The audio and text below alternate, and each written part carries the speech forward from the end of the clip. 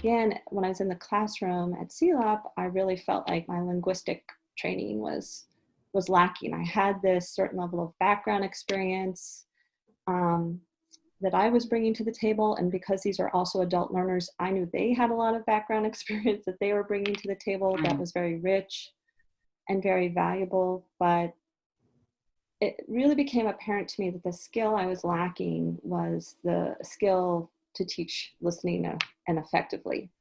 And the reason— And I don't think you're alone in that either, because I mean, when we go through TESOL programs, it's all about speaking and grammar and pronunciation and writing. And then it's like, well, what do we do for listening? We'll just give them a lot to listen to. Yeah. And that's exactly what I noticed, Sharon. You're absolutely right, is that as an instructor, we have these certain routines, especially in our American framework, where we're used to creating these communicative classrooms. Like, so many of us were taught to embrace Krashen's theory of communicative language teaching. And the whole idea I had was to get the classroom talking and buzzing. And I had no problem getting all my students from a wide range of linguistic backgrounds, Arabic and Spanish, Korean, Chinese, Japanese, Kazakh, French, Russian, talking to each other.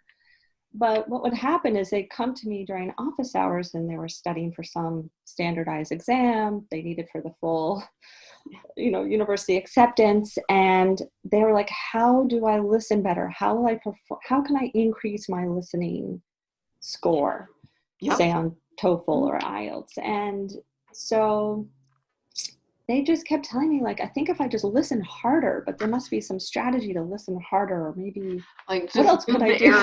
Move the hair away from my ears and maybe. Yeah, I know. I think they feel like if they just somehow tune in more, they do more practice tests, right? They're suddenly going to, like, it all click. Yeah.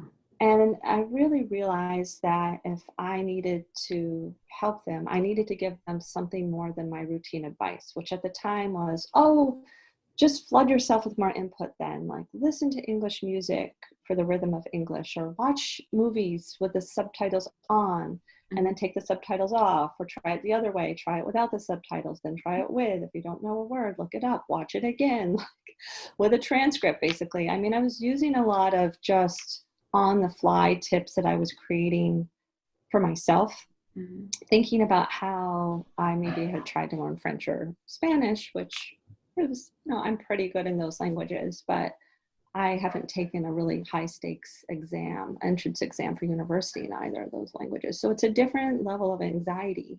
Yeah. And I think there's a different level of accuracy that's attached. It's not just listening for the general gist of a conversation.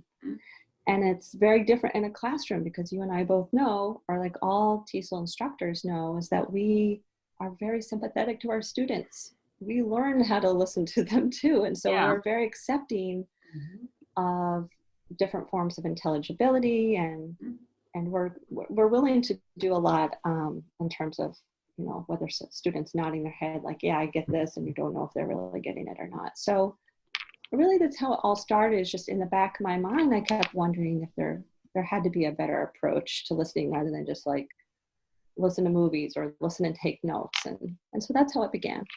Cool. Yeah, I mean, I definitely have been there where I just giving advice about how to listen better. It was one of the worst questions, not the worst, but it was the hardest question to hear from students, because they so desperately wanted it. And I so didn't really have great advice to give. So yeah, definitely been there with you. So that was what drew you specifically to this area of research, was just seeing the gap, seeing the need, and not knowing what to say to your students.